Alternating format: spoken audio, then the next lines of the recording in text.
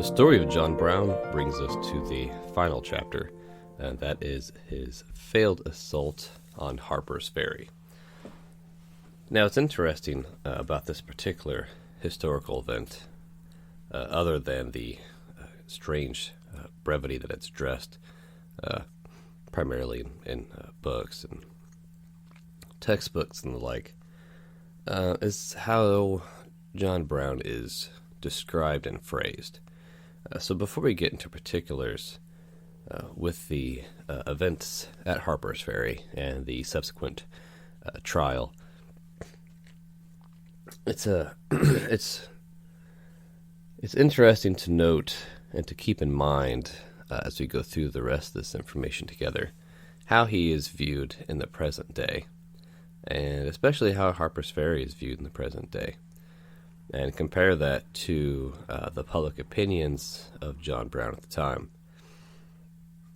You know, one of the most dominant kind of ideas put forward about John Brown is that his assault on Harper's Ferry was a direct action intended to incite a large-scale slave rebellion.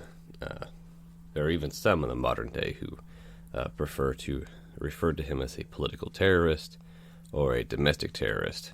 And what's interesting about those arguments is that they're neither new nor creative, but they are actually just identical arguments that were leveled by the pro-slavery press and Democrat Party politicians at the time, which we'll have an opportunity through going through a true accounting of the events to understand exactly what his motives were, not just from the man himself, but also from Frederick Douglass, who Brown had spent some time with in 1846, and that was a full 13 years before the events at Harper's Ferry. And it was then that John Brown explained to the indescribably fantastic Mr. Douglass exactly what his plans were going to be 13 years from then. So without miring the conversation too much in the events themselves, in 1859, John Brown and a group of 18 other men attempted to raid the armory in Harper's Ferry. As one might surmise or probably already aware of, this attempt failed. Ultimately, John Brown was stabbed, cut with sabers, and beaten in the face and head rather severely with buttstocks, and taken alive to stand trial.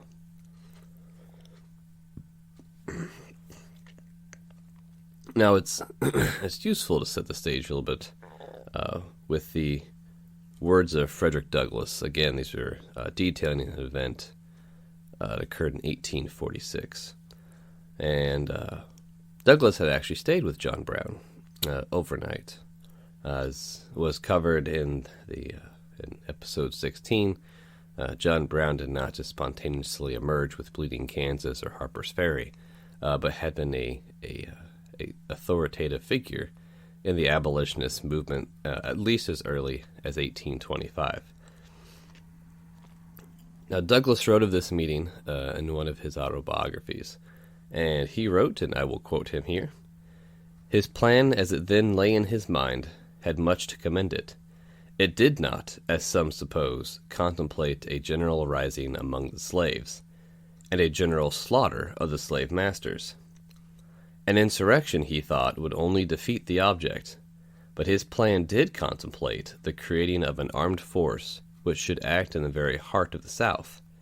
He was not averse to the shedding of blood, and thought the practice of carrying arms would be a good one for the colored people to adopt, as it would give them a sense of their manhood.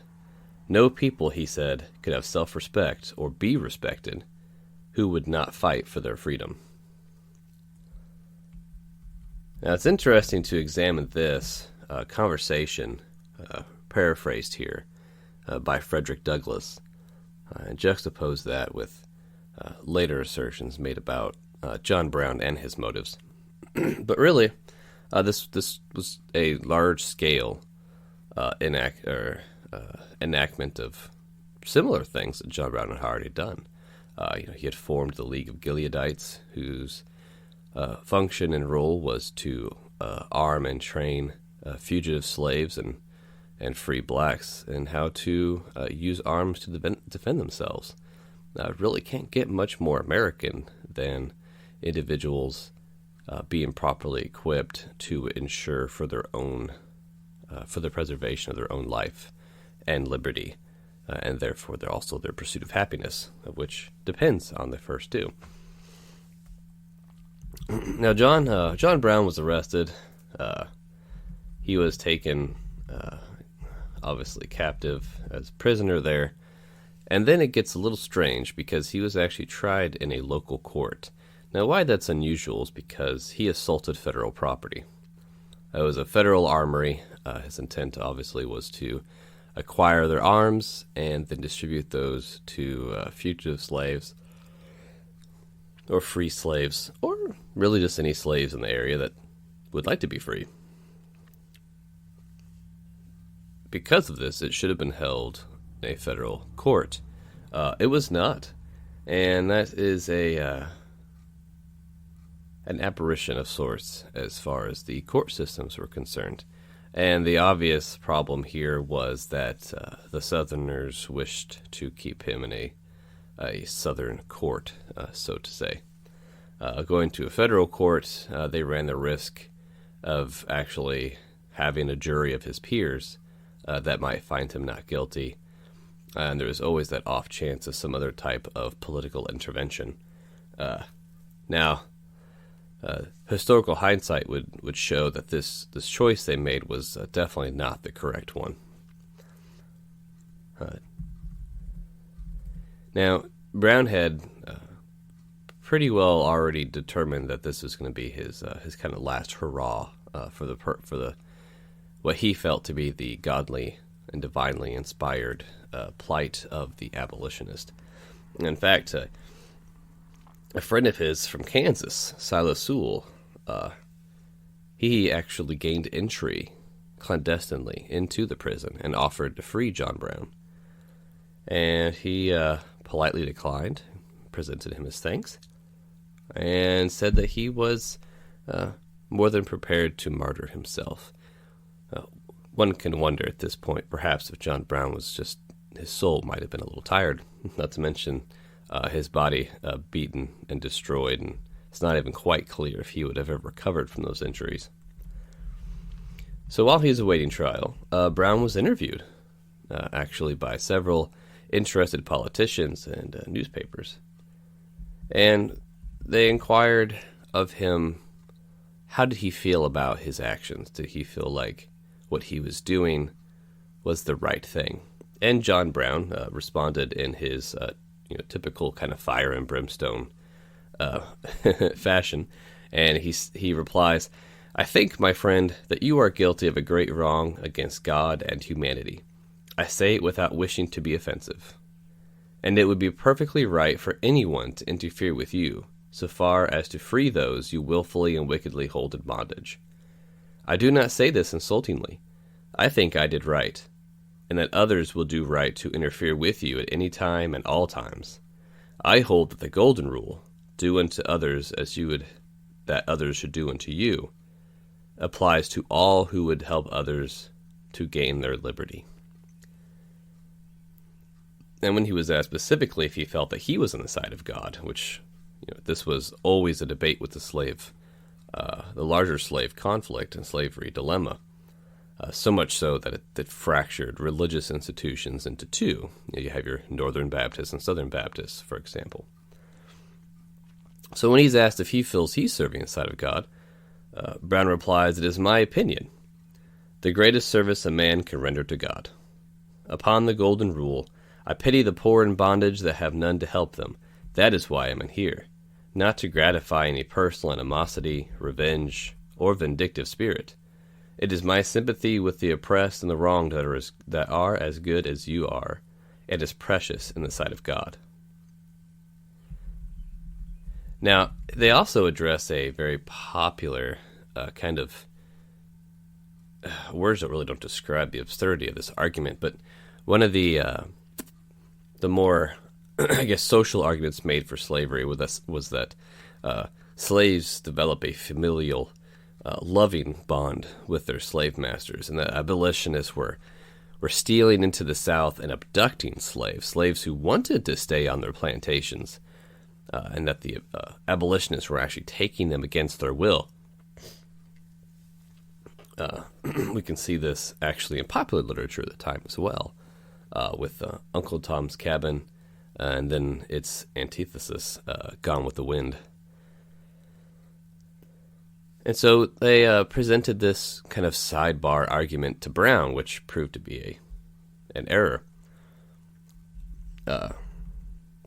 A bystander, they're only listed as a bystander in the court documents or the interview documents, but they asked John Brown, "Why do you take slaves against their will?" And he responds, "I never did. I want you to understand, gentlemen," and then he refers to the reporter at the Herald. "You may report that. I want you to understand that I respect the rights of the poorest and weakest of colored people, oppressed by the slave system, just as much as I do those of the most wealthy and powerful. That is the idea that has moved me, and that alone. We expected no reward except the satisfaction of endeavoring to do for those in distress and greatly oppressed as we would be done by. The cry of distress of the oppressed is my reason, and the only thing that prompted me to come here."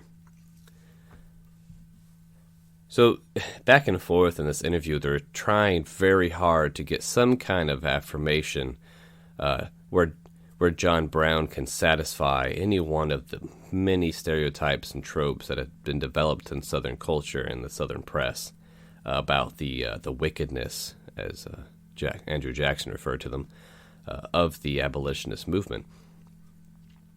Try as they might, they couldn't even find any supportive evidence for their claims from a man who, for all intents and purposes, at least prior to the Civil War, was really kind of the manifestation of violent resistance at the time.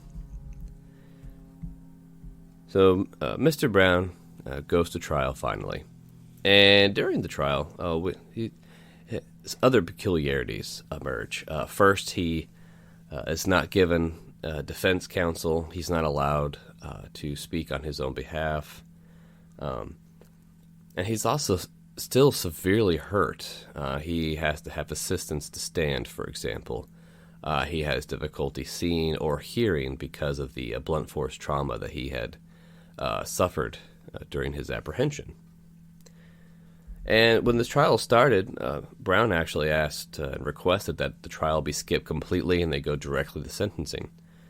And he described it essentially as a farce. It was just silly. It was a waste. It was a Southern kangaroo court. He's like, we could just spare my dignity and the court's time. We just go ahead and just skip past go and get to the climax here. That was denied. Of course, the Southern courts wanted to make a bit of a show of it because their goal here was not just to get John Brown. They already had him. They wanted to pursue and successfully prosecute as many other people as they could.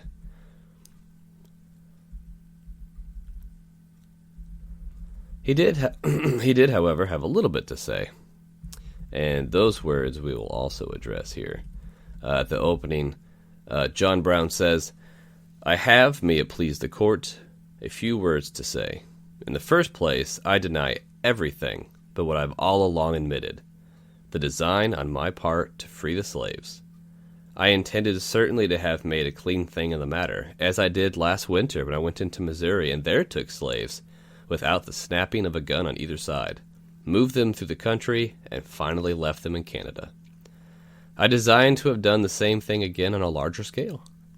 That was all I intended.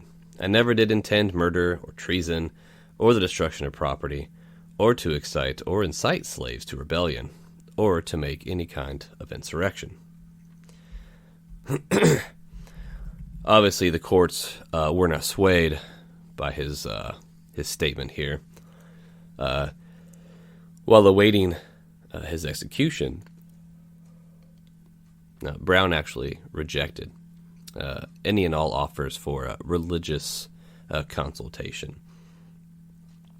He determined and declared to these clergy that any men who represented slavery were anathema to Christianity, that they were essentially false prophets. Now, at his actual execution, we have another historical figure, although he would not rise to infamy for about another 5 years, and that was John Wilkes Booth. He was a Southern Confederate Democrat who would later assassinate Abraham Lincoln, the first Republican president. And he was present at the execution of John Brown. He wrote very glowingly, actually, of the events. Now, just before he was finally hung, John Brown's final words were, "I, John Brown, am now quite certain that the crimes of this guilty land will never be purged away but with blood. I had, as I now think, vainly flattered myself that without very much bloodshed it might be done." So these are harrowing words from the man with the iron hand, as he was referred to as by Frederick Douglass. Even considered to be one of the most violent abolitionists during this time period, even he had still held the hope that there would be a peaceful resolution to the larger slave dilemma. And his experiences in Bleeding Kansas and Harper's Ferry removed that optimism from him. And of course, as we know now, his words would be prophetic. This was 1859. 2 years later, the series of secession would begin, and then ultimately the Democrats would fire on Fort Sumter and the Star of the West and initiate the Civil War. Now, earlier, I alluded to the mistake on behalf of the Southern slavers in executing John Brown and imprisoning John Brown and not trying him in a northern court. And that really culminated with his execution. In death, as tends to be the case with powerful public figures, he essentially became a messianic figure for the abolitionist movement. Numerous battle hymnals and songs in his honor were authored and sung, including throughout the Civil War on the side of the North and the Union, who would they'd sing a song called John Brown's Body as they marched towards their next Confederate stronghold to assault. His son very famously also said, "Only force and firearms kept slavery out of Kansas," which of course just elucidates further the events we described in episode 15. Ralph Waldo Emerson said predictably and correctly of John Brown that he will make the gallows holy as the cross. And this, of course, came to be true. One of the more popular verses of just one of the many songs dedicated to John Brown reads, "John Brown was a hero, undaunted, true, and brave, and Kansas knows his valor when he fought her rights to save. Now, though the grass grows green above his grave, his soul is marching on." And as those of us who were fortunate enough to grow up in the church for our entire childhood will recognize not just the cadence of those lines, but also the last part, "his soul is marching on." It was new verses applied to an existing biblical hymn, which I'm sure John Brown would find very suiting to his legacy. So in examining John Brown entirely, you don't have the terrorist that he's actually attempted to be defined by modern government historical sources.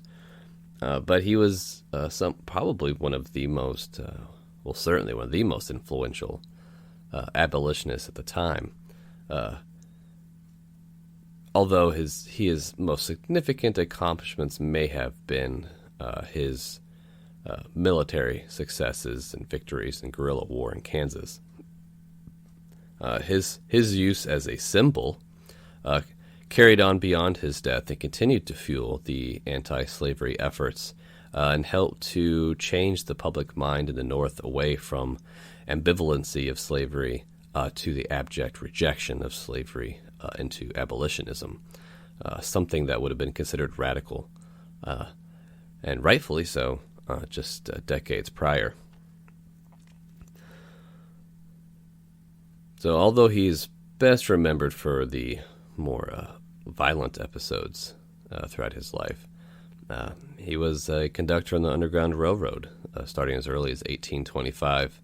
He helped educate free blacks how to farm and become self-sufficient. He helped arm and train free blacks and fugitive slaves for the purposes of self-defense, of securing their inalienable rights.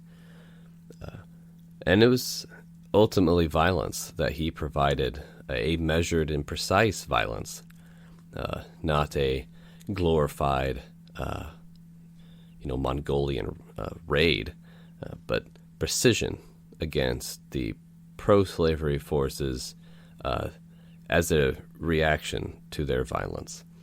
And ultimately, he became one of the most powerful symbols that compelled and fueled the drive of the North into the Civil War.